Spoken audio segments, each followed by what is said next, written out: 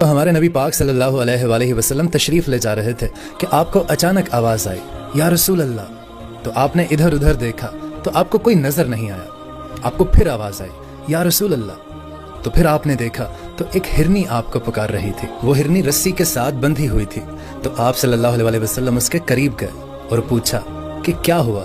تو ہرنی بولی یا رسول اللہ آپ کے کچھ ساتھی مجھے پکڑ لائے ہیں. یا رسول اللہ میرے چھوٹے چھوٹے بچے ہیں, وہ بھوک سے تڑپ رہے ہوں گے, آپ مجھے چھوڑ دیں, میں ان کو دودھ پلا کر واپس آ جاتی ہوں.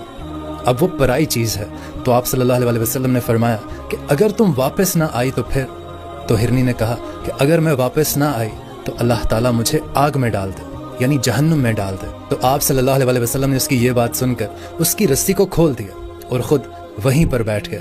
وہ دوڑتے دوڑتے پہاڑوں میں غائب ہو گئی اور آپ وہیں بیٹھے رہے. کچھ دیر کے بعد آپ صلی اللہ علیہ وسلم نے دیکھا